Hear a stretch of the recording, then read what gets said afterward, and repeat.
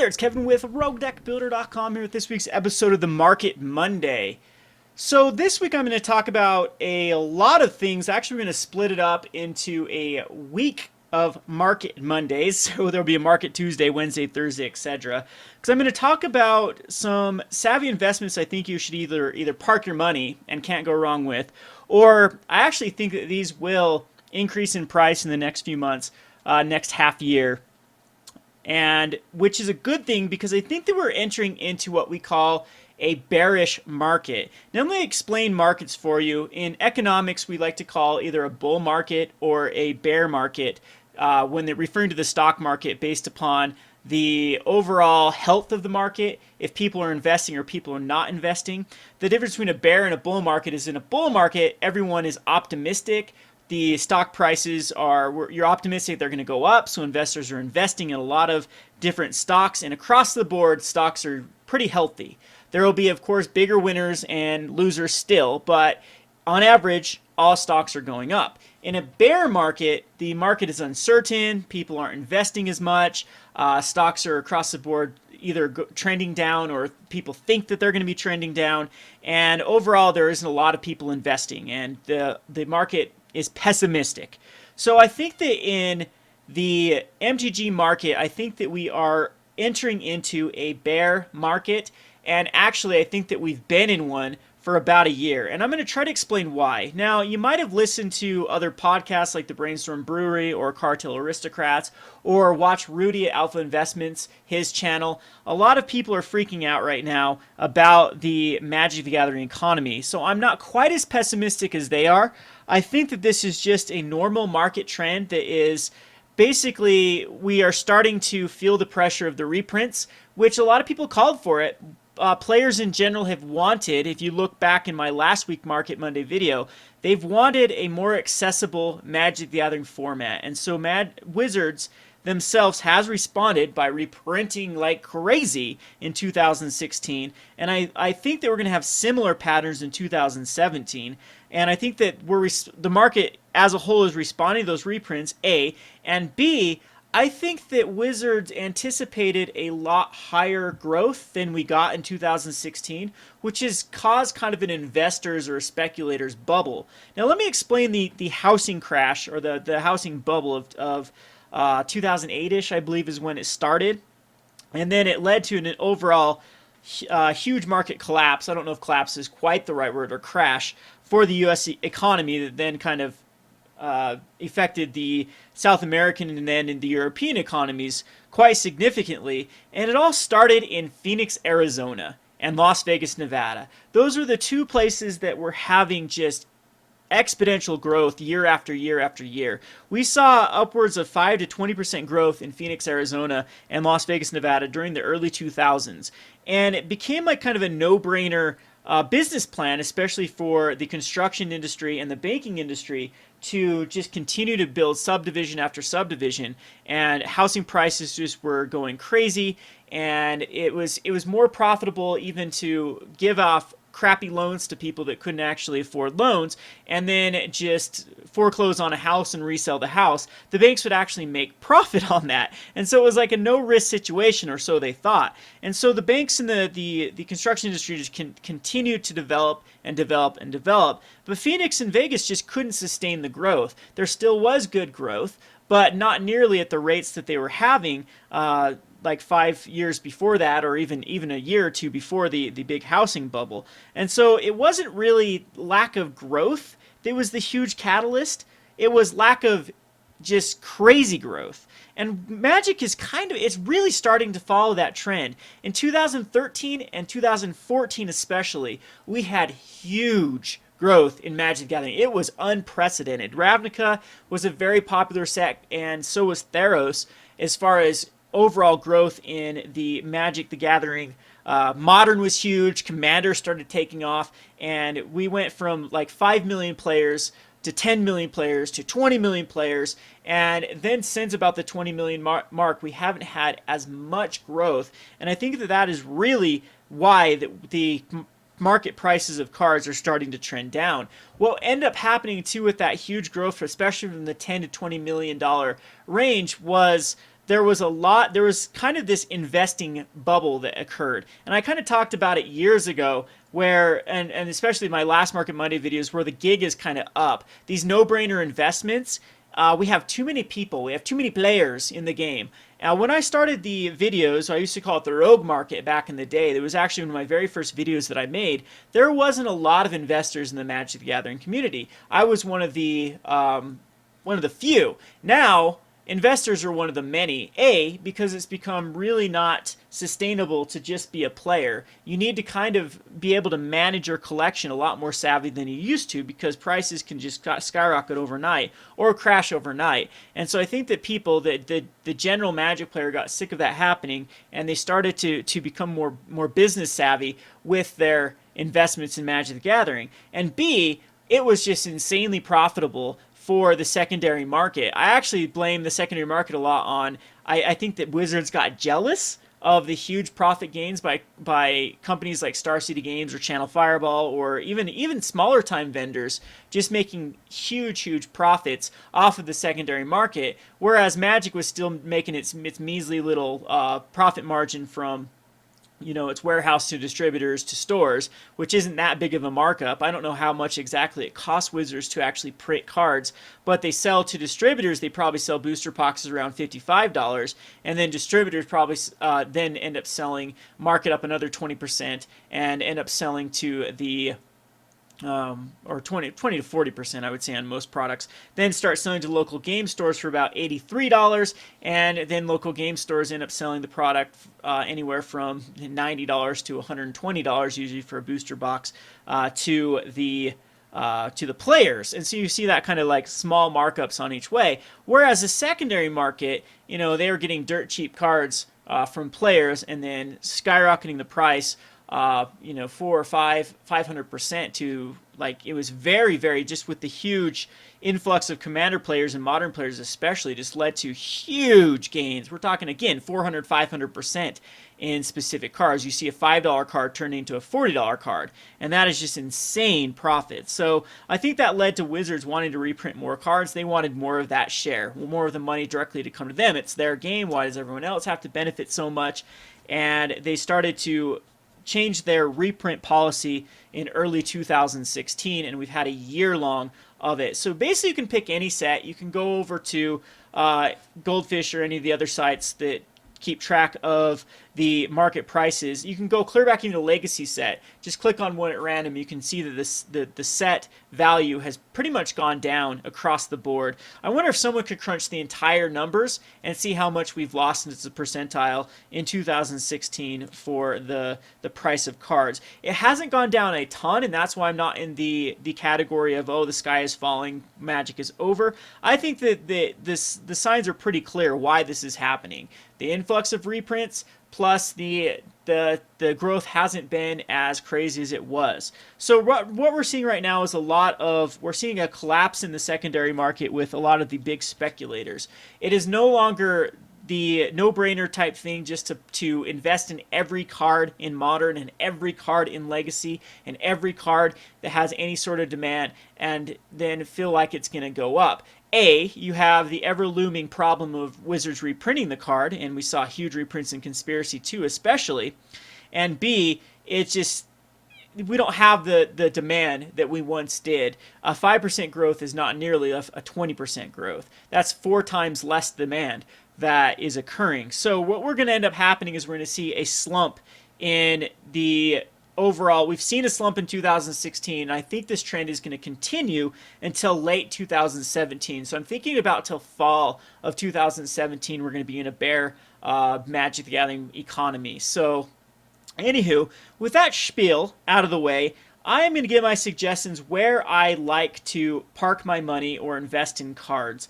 Usually I like to go into Tier 2 and Tier 3 Modern decks and just like cross my fingers and pray that it will top 8 a GP or win a GP. You saw that with the Scred Red.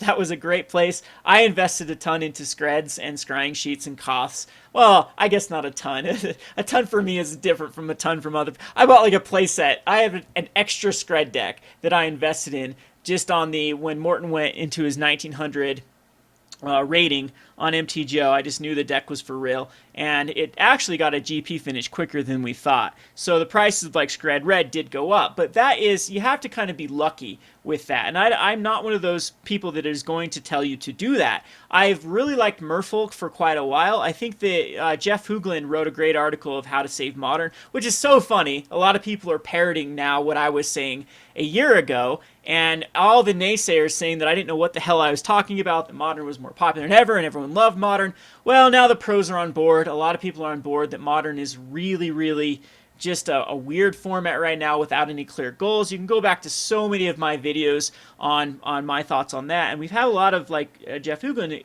trying to say get rid of fast mana, get rid of Phyrexian mana, and I think that we're going to start to see some changes in Modern, and if that does occur, I really like Merfolk. So there's a great place to kind of park your money in some of those Merfolk targets that are very, very undervalued at the moment, but that is more risky. So today we're going to talk about very, very safe investments that I actually think will go up in value over this bearish market, and then if we do go into a bullish market, they'll continue to increase, and then at that point you can sell them and then go into the more high risk, high reward type strategies. So Commander 2016 gave us a lot of very, very popular commanders. In fact, it was sold out across the board. We tried to reorder through Wizards and they said, hey, we don't have it at the moment, we're refilling the inventory. It sold very, very quickly, and so that just shows me that Commander 2016 was purchased at a very, very high level. I've liked Commander. I think it's one of the only formats that actually has had huge growth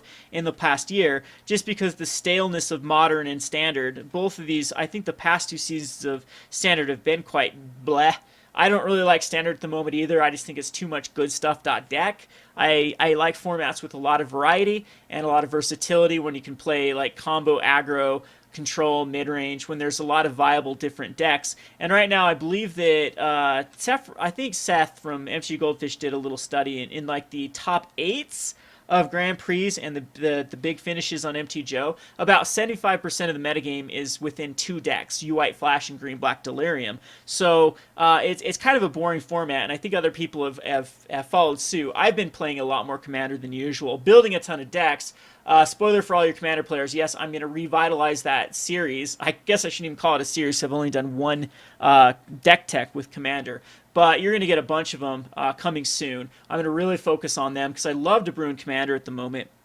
I think it's still an untapped format that I haven't really focused a lot on. I just personally, I'm a lot more interested in it than I have been in a while. So I did a Balfour the Defiled Commander deck tech. You can find it on my front page on my YouTube channel, and it was very, very well received. At first, it only got like 1,000 views, so I was very frustrated that I spent over 30 hours on a video, and it got like less views than just a Market Monday video usually gets. But over time, I think it's increased quite well. So I think that it's one of those things that it doesn't become outdated as quickly as other videos do. So I'm going to revitalize that series, and I think that we will have a lot of fun with it. So anywho, I did play Balfour over the weekend and got 2 turn 5 kills with the stupid deck. It's such a fun deck. Go check it out. Anyway, so Commander 2016 gives us a very a clear goal, I think, of investment. So here are my criteria for what I'm going to invest in. Before we get to that, I'm going to do a shameful self-promotion talking about too much product out there. I still have Eternal Masters booster boxes and Plane Chase booster boxes. So I thought in the spirit of Cyber Monday, we'll put them on a sale. We have Eternal Masters at $209.99 and a few left of those, and a Plane Chase at $124. I know that they can be found cheaper on eBay, but this directly does support the channel, supports the local game store. We have a lot in store. We had a few programmers that want to join kind of the Rogue Deck Builder brand. We're gonna look at expanding it and doing. I want to get a deck builder and a more community article thing on the site. That way that other people can write content, and we can. My whole goal for Rogue Deck Builder was to have a community of people that brew decks that are more off the beaten path. And I think I failed at that over the past 3 years. I haven't really cultivated a community feel. And so I do want the site to kind of be the home for Rogue Brewing. And it's going to take a lot of just time and effort just to upgrade the site. So I brought on some other people. And so all the purchases from the store directly go to funding that. So I appreciate all the people that have pre-ordered Eternal Masters. We still have a few left. Also going to do a playmat sale for just the basic Gone Rogue playmat. $5 off that one as well. So if you're interested, I really appreciate coming to me with your business. I always say support your local game store before you support me, but if you don't happen to have a local game store that you patron, or for whatever reason you'd rather support Rogue Deck Builder, I highly, highly appreciate it. So anyway, back on to what I think is where you should park your money. So this is called Metamox. Metamox is a pretty cool site because it shows, it hasn't been updated is the problem. So a little of this it's still kind of sitting back at the Commander 15. Hopefully they do update this. You can actually find modern and legacy staples here, but it shows they scan. I believe they scan. I don't know where they get their data from. They probably do tapped out, or they scan somewhere else of the different commander decks that have been built by users. So for example, Marin of Clan Neltoth has been by far the most submitted user submitted commander deck at over 1,700 lists of people posting their commander deck. And so it generates like a bunch of staple cards in commander format. Legacy and modern and standard are very easy to figure out what the popular cards are, because you just go look at any top 8 and there's going to be your popular cards. Commander is a little bit more difficult because there is no tournament data. It's just basically it's a casual format. So you just have to have another, I think, going out by tapped out, or what's another good site where people always do their deck lists? Let me know in the comment section where you guys go to actually post your deck list for Commander. But so this just compiles all of them together, and Soul Ring by far is the most played or most used card in Commander, because of course it's very highly accessible. It's been printed like crazy, and it goes in basically every Commander deck. There's very few decks that I have that don't have a Soul Ring. I think there's one Commander deck that I've built that does not use a Soul Ring. I think it's Animar. Animar is the only deck that I just don't care for a Soul Ring. It doesn't do a lot. I'd rather have colored mana. And it was a weird, I think the Animar still would be okay with it, but usually I'd want I want to be putting out mana dorks as quickly as possible, and those accelerate better for the deck. But anyway, let's go back to this site. Is great. You can go down these cards and find cards that are very popular across the board. So here's my criteria for investing now that we're clear into 17 minutes. So what we want to find is we want to find a card that is pre-Ravnica. I like pre-Ravnica because it was before the bubble. It was before that Wizards started printing sealed product into oblivion. And so pre-Ravnica cards are a lot more rare than post-Ravnica cards. So that is the requirement number 1. Requirement number 2 is it has not been reprinted in Commander 2015, Commander 2016. Any supplemental products within that range, like dual decks, has not been reprinted in Eternal Masters, is not going to be reprinted in the Plane Chase, or has not been, I guess that's available now, Plane Chase, and was not reprinted in Conspiracy 2. So pre-Ravnica, and also has not seen a recent reprint. Those are my criteria. And so after scanning the list of cards, these are the ones that I've come up with in no particular order that also have not spiked. The cards that have spiked really hard lately is Doubling Season, is one that you can see has gone up like crazy. It is now the second most worth card in Modern Masters, original Modern Masters. It has gone up recently from $50 to a $60 card. It's because a lot of these Commander, every time there's a new Commander product, Doubling Season goes up because it's just busted in so many of those. The Proliferate Commander especially likes the Doubling Season because Doubling Season is the card that actually works with any counter. It doesn't have to be on a permanent. So if an effective place one or more counters on a permanent control, yes, okay, it places twice that. So it's with Planeswalkers, it just goes crazy. The Proliferate card, the Angel deck that likes to proliferate and wants it, and that was one of the more popular commanders. So Doubling Season is already, I think, would be an unsafe. I don't like $50 cards to begin with. I think they're more risk than reward, potential risk. Another one is Contagion Engine for that very reason. So we've seen a lot of the Proliferate cards actually start to go up. So Contagion Engine has spiked up quite significantly. and so has the Arkham Dagson, and that's more of the Arkham Dagson is a card out of the Thopter generator, I think, because you kill an artifact creature and then you can go get any artifact, any non-creature artifact. You can go get the most busted Mindslaver type artifacts, or the enters the battlefield to destroy a permanent. And so Arkham Dagson has gone up like crazy in value as well. So I'm just going to go across the board. So let me give you an outlook for this week. I'm going to do, today's video is just going to focus on cards around the board which I think you can invest in. Then tomorrow I'm going to do a fully edited video. It might come out actually later today. We'll see if I have time to do it today. We're going to start off with Breva, the commander from the Thopter commander. And I'll give you the 10 cards using my criteria to invest in from that particular commander, and then we'll do one for one of each of the commanders this week. And so you're going to get a ton of market content this week. And so right now, I'm just going to go around cards that I think that meet the criterias. I've sold a lot of recently that don't necessarily fit on any one commander. And then I'll save the ones that are specific towards those commanders for those commander videos. So without further ado, let's go down the list that I have. I have 15 cards here. The first one I want to talk about is Blood Chief Ascension.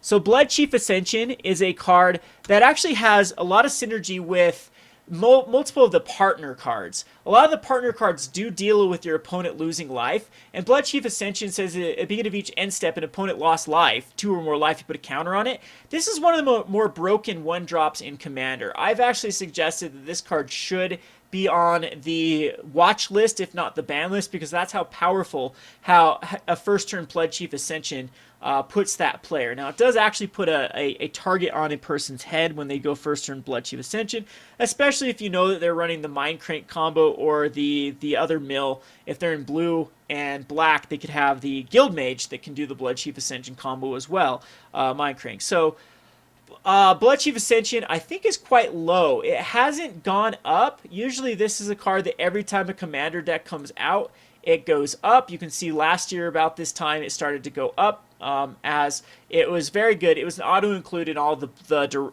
Daxos decks. So Blood Chief Ascension got a spike because of Daxos. And since then it flatlined and actually went down a bit. And so I think that there's enough of the partner cards. I think that people are going to start exploring the partner cards later on. And Blood Chief Ascension works especially well with the white. There's a white-black one. Whenever they lose life, it does something, I believe.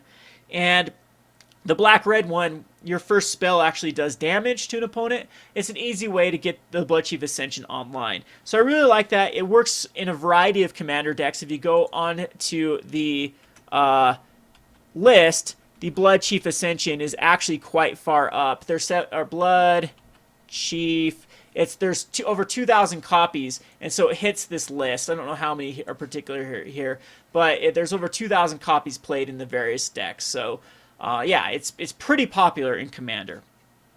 The next one's a no-brainer, which is definitely on the discussion of the ban list, is Deadeye Navigator. Deadeye Navigator has a lot of synergy with, I didn't include it with the Thopter commander because it actually works with a ton of different commanders, and there was a lot more specific cards that I chose for that particular commander. But the Deadeye Navigator did spike back up once again last year at the commander is when it had its little bump. It was very good in the blue and green commander for sure. Didn't really go as well in the blue-red, but the blue-green Deadeye Navigator was beautiful because it's whenever a creature entered the battlefield with 2 or less, you got that experience counter. And as a way to get like really fast experience counters, there was also a lot of cards that had enter the battlefield effects in that deck, and Deadeye Navigator just flickers them, and you just keep getting the ETB effects.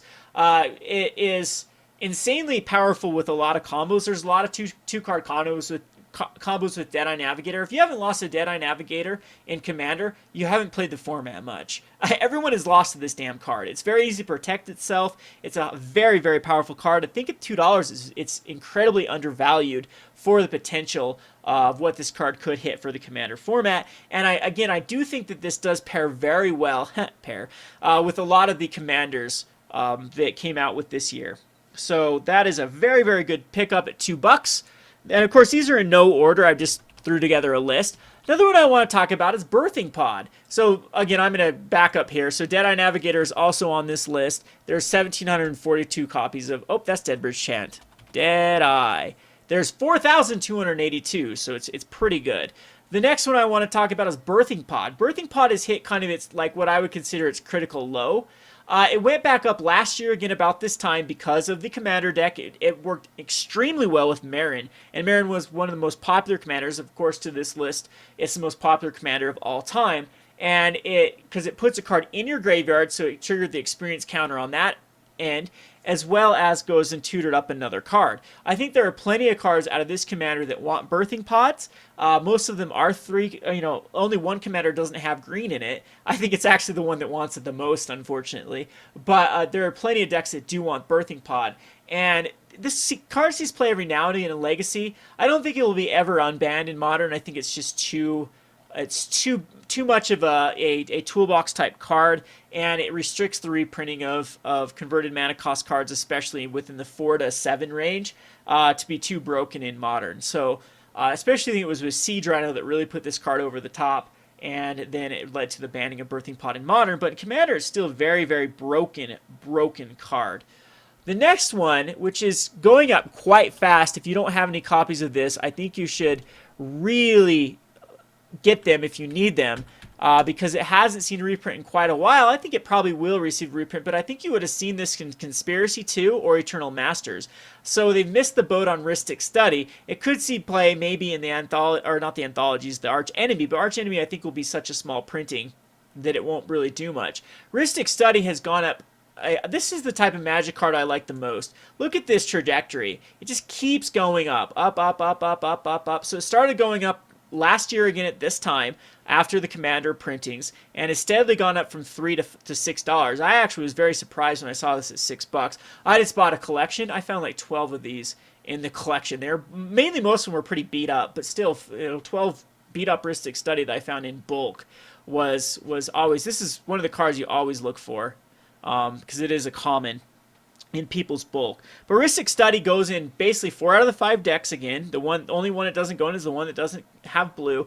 Rhystic Study can be justified put in any Commander deck. It's that powerful. It draws you so many cards. You don't actually have to pay anything to draw a card. Your opponents have to pay stuff. You fill back up your hand like crazy with Rhystic Study. Rhystic Study on the list is way high up, I believe.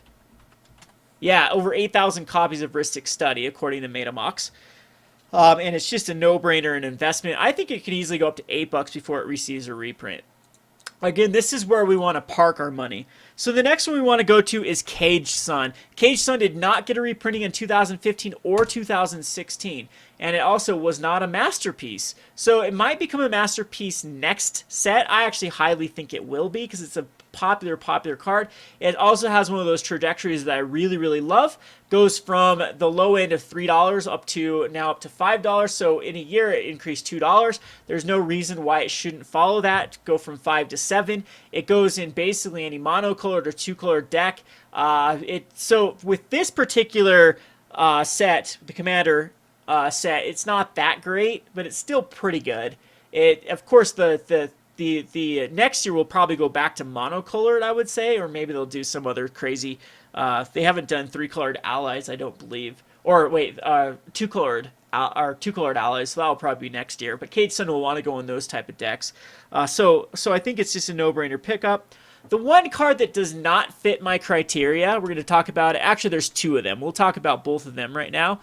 Is Sidisi. Sidisi Undead Vizier, I think it's finally hit its low, and this is when I like to invest in cards. So it is in standard, then goes down, down, down, down, down, down, down. So dragons, when it hits that first little bump, that's when I think that it stabilizes its price. So $2.50. This card goes in almost every black deck that I do. It's very similar to the next card I'm going to show. And it's just a tutor. Tutors are very popular in Commander. Runescar Demon is what it reminds me of. And I actually do think that Runescar Demon is another card that you should definitely Scar. There we go. Spelled it right. Pick up, because it's only had 1 printing in 2012. This card is very exploitable in various different Commander-based decks. It's flatlined for quite a while, and I just think it's due for another little increase. So both Sidisi and Rootscar Demon I think are great pickups just because of the tutor type effects. Again, if you haven't seen either of these in Commander, I don't know where you're playing, because these are insanely popular cards in the various. Let's just look at Sidisi really quickly.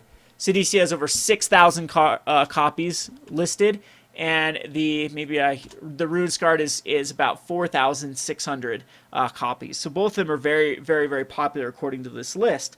The next one that I'm surprised has not, I think this goes very well with a few of the green-based commanders that like to do combat damage and protect their creatures, is Asceticism. This is one of the most popular commander cards of all time. It goes in basically every green deck where you want to protect your creatures. It also protects your commander because it gives all of your creatures hexproof and regenerate.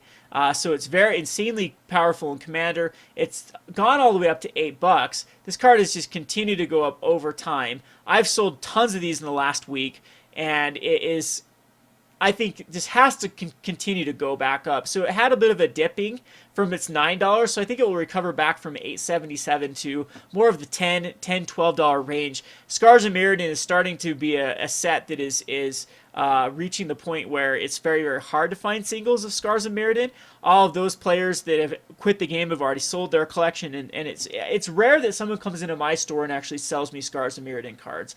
Again, we get everything about Innistrad on is a lot more common, but especially Return to Ravnica is very, very common for people selling collections. So Asceticism is right before then, and I think it's actually undervalued at 8. Speaking of another Scars of Mirrodin is True Conviction. There was a lot of commanders out of this particular set that wanted to use True Conviction. Now, it did have a 2014 printing, which is holding it back, but I think that $1.74 is very low for a commander card that does see a decent, I believe this is at the very bottom of the list for True Conviction. Yeah, about 3,600 copies. Actually, yeah, that's still quite high up on the list compared to the low at the 1,300 mark. So True Conviction goes in any deck that wants either commander damage matters or combat damage matters, with the giving double strike and lifelink to all creatures you control. Alright, so we'll go on to another card which I've sold a ton of for whatever reason in the past week, which is Aura Shards, which is also an uncommon or a common, right? An uncommon from Invasions. So this is a card I like to look for in the bulk. It also has a commander printing. It has an uncommon in the Commander 2012? I think that was, or is that 2013? So 2011. Alright, so Aura Shard says whenever a creature enters the battlefield under your control, you may destroy target artifact or enchantment. There's the Saproling commander that brings in Saproling tokens. There's a few others. Maybe that's why I'm selling quite a few that are abusing Aura Shards. Basically, your opponents do not get any artifacts or enchantments with this card out. Insanely popular commander card in those color combinations. It's one of the color combinations that I would say is pretty popular. Green-white. You have you've got some pretty popular, like the Celestia commander. What is that? The Trostani is a popular commander. And there's a lot of token-based, Rise the Redeemed, that utilizes like Aura Shards. If you're not running this in that type of deck, you're crazy, because those are the two most broken artifacts and enchantments. Are generally not used as much in competitive play, but in Commander they are insanely popular card types. So I think the Aura Shards is due for another little tick. It's been a while since it didn't go up last one that often, because of course it didn't go in any of the Commander decks because it's ally colored. This time around there's a lot of green white. I mean, green white's almost every color combination except two of them, I think, of the Commanders, because you're only missing one. Yeah, wait. So it goes in. Yeah, it can't go in the one that's missing green. It can't go in the one that's missing white, but it'll go in the rest of the Commanders, because they'll have both green and white in them. So I think that this will start to go up, because every deck that is running that color combination should be putting an Aura Shards in their deck. Next is another tutor, which I think is pretty low in its Dark Ascension printing, which is Increasing Ambition. This was a card that I saw when this was printed in Dark Ascension. Every deck was just throwing this in their commander deck.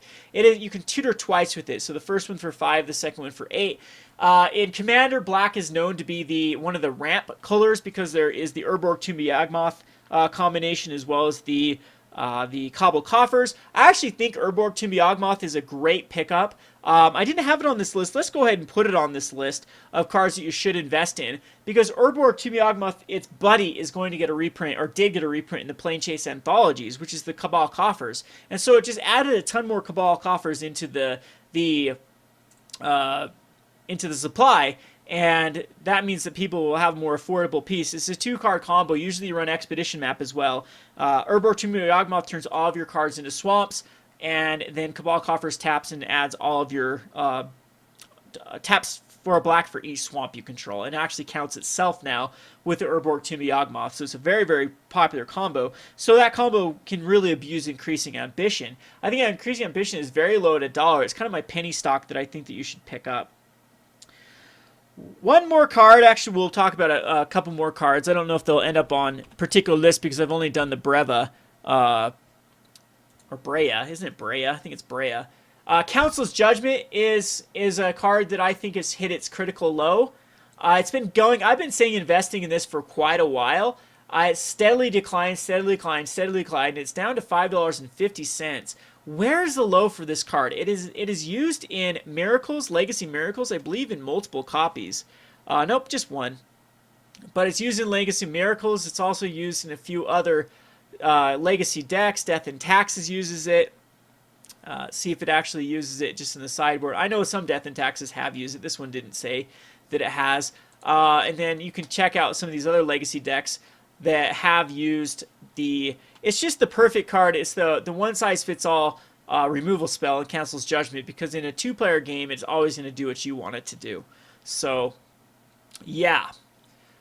That is definitely a card that is a Commander favorite. It only has that one reprinting in Conspiracy 2. I don't see it getting a reprint anytime soon. I think that, or Conspiracy 1, I think that if it would have got reprinted, it would have been Eternal Masters or Conspiracy 2. And it did not. So, now on to my top 3 that, for whatever reason, I've sold a ton of in. And I guess I'm not going to talk about one of these because it will go in the...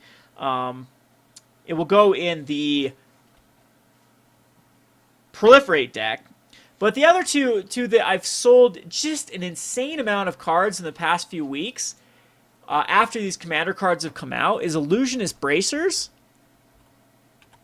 And there wasn't a lot of Commanders. I know that Brea does use Illusionist Bracers. So whenever an ability of an equipped creature is activated, if it's not a mana ability, you copy it. It doesn't fit my criteria of being printed after or before Return to Ravnica, but I think at $2 this card is really, really good to have in your decks, or to invest in your portfolio, because it's the more Commanders that are printed, the better this gets. I use it in so many Commander decks. Really love it in Stark. It's just insanely good in Stark. But it does, I think even having it with one Commander that wants it is enough to spike its price. And so I think Illusionist Bracers is due for a significant price increase with Gatecrash. I think that actually a good amount of people started playing after Gatecrash. It did miss the pre-huge boom, but I still think there's less copies. It's not Return to Ravnica. I think was sold a lot more than Gatecrash. So there's a lot less. I think you can show that just on the Shocklands. The Shocklands out of Gatecrash are worth more than the Shocklands out of Return to Ravnica, with the exception of Steam Vents, because of the color combination is just insanely popular for that one. But yeah, so I think Illusionist Bracer is just a pickup and ready. And last but not least, another card that I personally have sold a ton of, I think we're out of them now, is Mimic Vat. And Mimic Vat was popular last time around because it was another... Actually, it wasn't. It was kind of a non-bo with Marin, because it didn't end up going to the graveyard. So, actually, no, it's put into a graveyard. And then triggers. Yes, so it did work. It does work with Marin. So Mimic Vat is something that I think works pretty well with a multiple of the Commanders, because you can then put a token on the battlefield of something that's died. You can actually target your opponent's stuff. So you're talking about Solemn Simulacrums, Reclamation Sages are fun to put on this card. With some other ones that people put a ton of. Any of the artifacts like the Mirror Retriever, those type of cards are so good with Mimic Vat. Grey Merchant of Asphodel is a card that I put under Mimic Vat plenty of times. I use this in almost every Commander deck that I make has a Mimic Vat. And so I think this is another card that is due for another price increase. It's one of those Scars of Mirrodin. I really like this set for cards to invest in.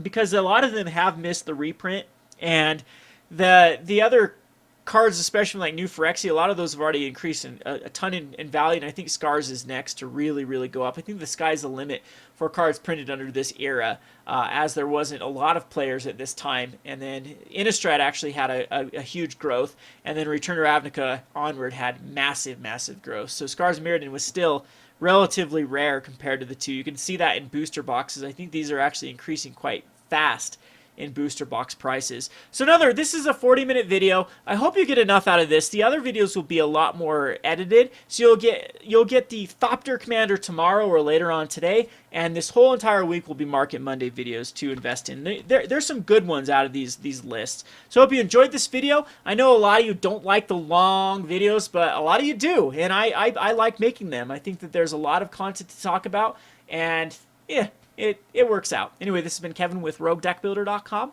Thanks for watching.